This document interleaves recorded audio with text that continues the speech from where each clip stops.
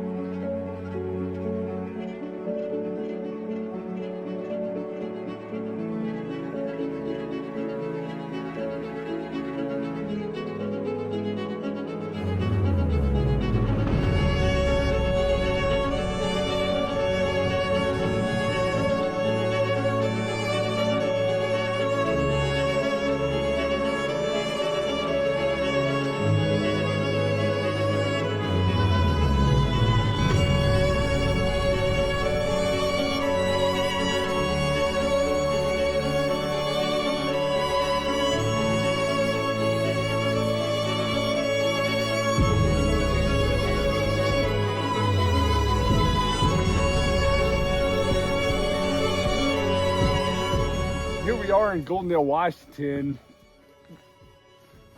This here is the Simcoe Mountain Range right here. So these buttes, that's Kaiser Butte right there. That's Twin Buttes over here. That's Jackknife. This is Potato Butte over here, and then Sadis Pass is right there. You kind of see where it dips down. And that's where Highway 97 goes over right here. So this is where we're kind of heading up in here, and we're going to be over into this area. Mount Adams is right there. So you can't see it through the clouds, but it's right over in that direction. Mount St. Helens is there. Mount Hood is right over there. Right outside Goldendale, Washington. Where we're going to be camping is up this road up here on some private property, but where I had my encounter is up this road, and I'll show you this later.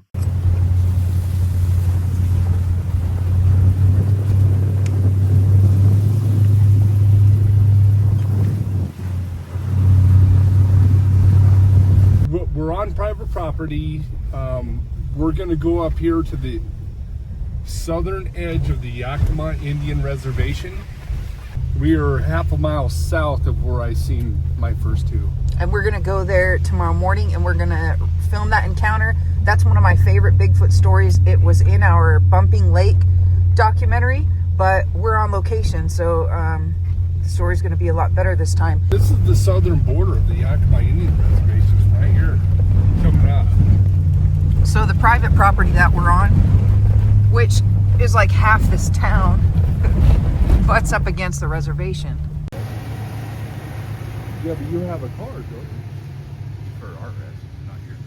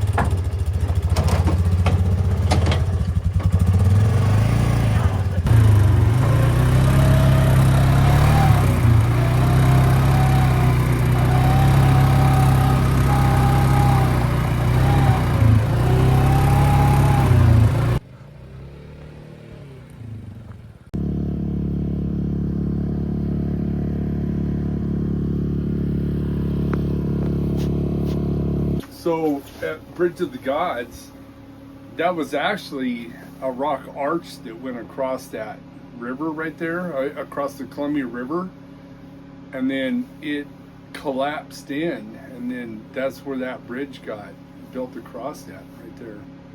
That's why the Indians called that the Bridge of the Gods. Yeah, that came from the Indians. Where are we going, Virgil? We're going to be going up here on top of the hill about another 2 miles or so.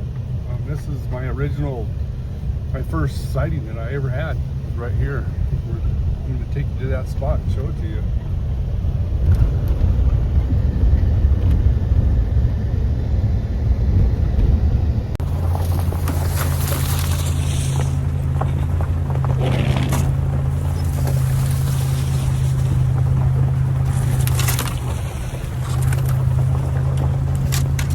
When I told you that story the first time about my encounter, this is right where it happened, right here. And so when I said there was about a 250 acre clear cut off to my left, that's this. It's grown up quite a bit since it's been all replanted, but this had been logged, and this is the first landing right here, and this is where I parked.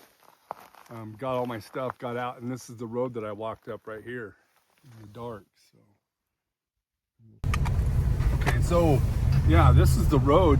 When I parked back there at the first landing, I got up here a little early. It was pretty dark out, so I just took off walking up this road right here. There's a second landing up here. It's about 3/4 of a mile or so. And I'll show you that intersection that I decided to take at the last minute. So I kind of changed my plans up at the last minute.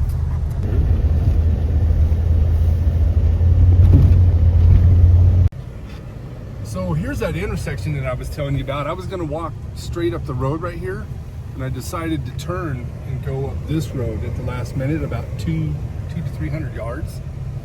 And I'll take you up here and we'll show you that too.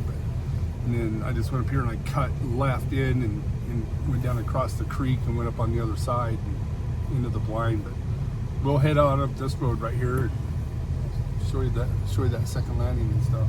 So yeah, they'd come in and done some logging in here, and then they replanted a lot of it, and then they came in and did a lot of thinning in here. So the area really doesn't even look the same anymore as it did 10 years ago. So here's the second landing right here that I was trying to make it to. And right here, this was the hillside. It happened right down over the hill right here. So that was the hillside that he was looking up right here and hollering up on the hill. So, and then right here, let me back up just a second. There's Matt Adams. And that's the way they were heading right there. The creek. Yeah, here's the creek right here that I crossed, but I crossed it up here. Like I said, when I went up that intersection, about 300 yards up this creek is where I crossed it. This is really. So let's go up. Okay, let me. This is quite steep. It doesn't look it, but this is very, very steep.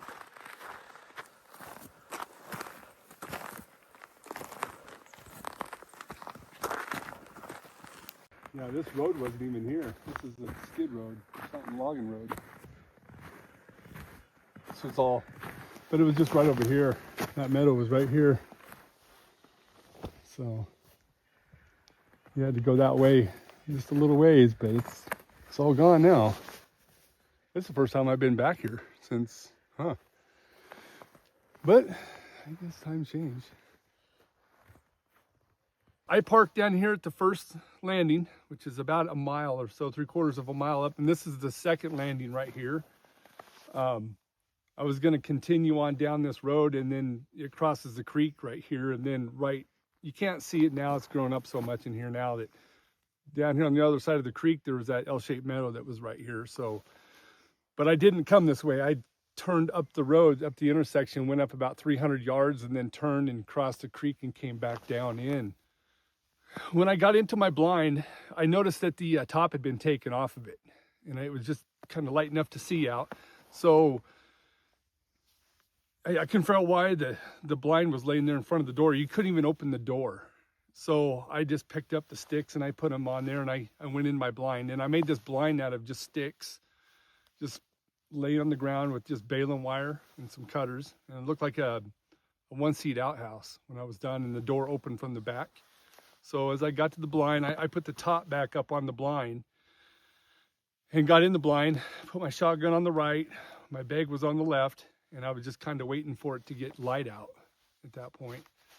And so this meadow, like I said before, it was about 60 yards long on the right side, about 40 on the left side, and then it went down like this, and it turns this way towards the creek right here. So I was sitting there, and I could actually hear what I thought was people talking at the time. And I was looking around. I couldn't figure out who would even be in here. I mean, we're 10 miles from nobody. There's nobody up here. So I put my head out the blind, and I figured out that this what I thought was talking was coming from the left of me and to the front and to the left of me, right on that corner right there. So as I was sitting there, I actually thought it was I was turkey hunting, and I thought it was other hunters up here. So I was going to go down there and tell them to leave, because they're not even supposed to be here. So as I was sitting there, I noticed movement coming out from my left to the right through these trees. I could just see movement coming through. So as I'm sitting there watching, this thing came out, and it was low scrub. You can see how it's kind of short, you know, it's kind of scrubby. So this thing came out, and it ducked under these trees, and it stood up on the edge of the meadow, and it was only out about 2 feet. So as I'm looking at it, I thought it was a hunter at first, and then I thought, no, it looks like a guy in a ghillie suit. And I thought, no. And I thought, well, what is this, a bear? And I was like, no, because it was too tall. And I was like, oh my God, this is what my grandfathers were talking about. This is a freaking Bigfoot right here. So then I started to panic, and I was reaching for my shotgun, and I thought, no, don't grab your gun. Just sit here. Don't move. Don't move. Don't move. Just stay here. So when it came out, it was looking north. Okay, I was looking west towards Mount Adams, and this hillside is what he was looking up on right here. He was facing that way and looking up on that hillside right here. You can see that hill over there. And then it did a murr with a chirp, like he was trying to mimic an animal of some type. Just a murr chirp. I can't do what it did, but it did it 3 times up on this hillside.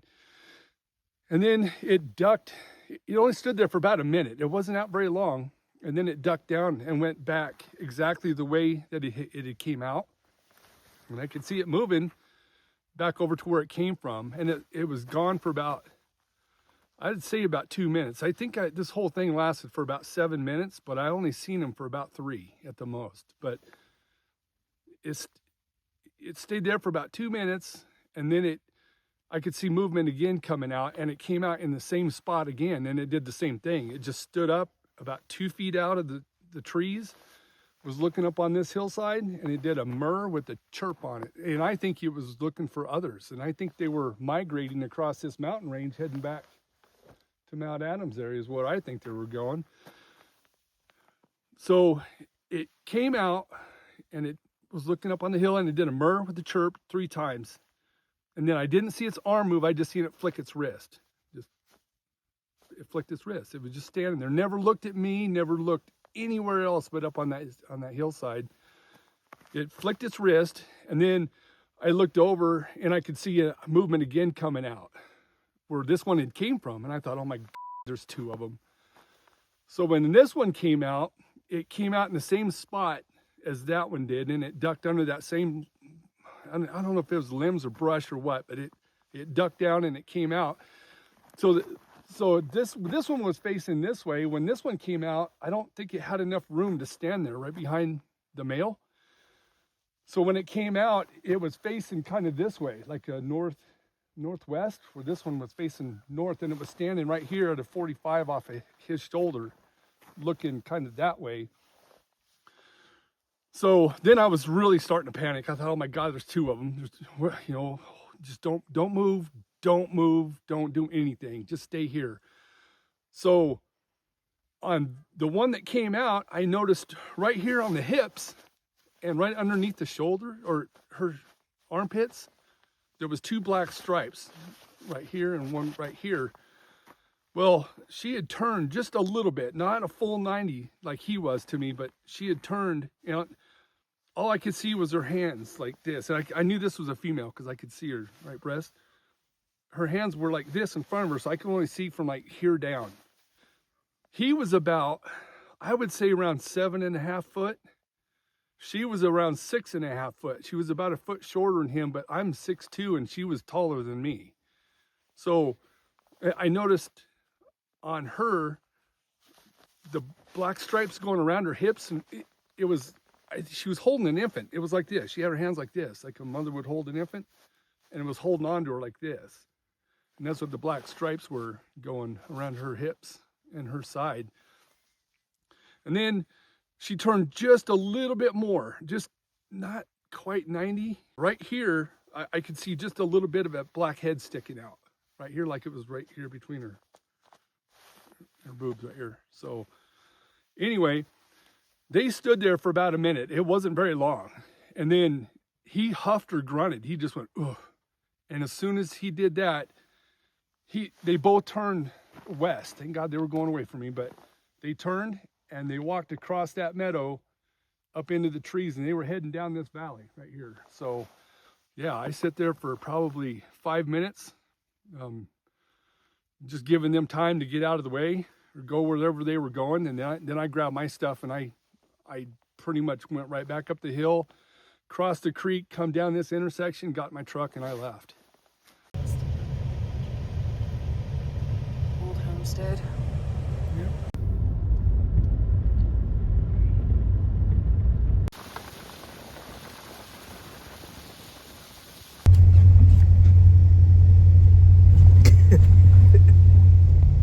Tell me about the Stonehenge. Wasn't he European, or his wife? No, his wife was. She was a Romanian princess. And Sam Hill made the Mary Hill mansion down there, and that was her name, was Mary Hill, after they got married. But she didn't seem to like it here much, so she stayed in Romania for most of her life. So he made the Stonehenge down there. He was the first person in Klickitat County to make like 13 miles of asphalt road. And it went from Mary Hill Museum, their house, down to the Stonehenge. And he built that based on... Yeah, he was an engineer. An exact replica. Yep. And he is actually buried right there at Stonehenge. If you go off to the south side, his grave is right there. Turn right onto Stonehenge Drive.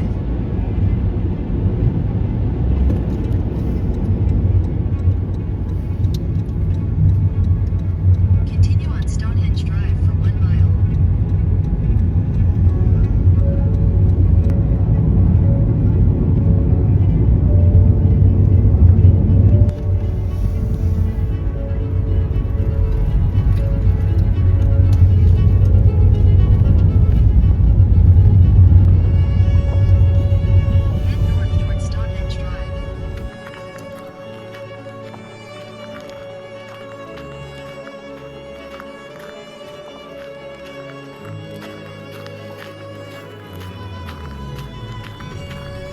This man built this perfectly as an exact replica.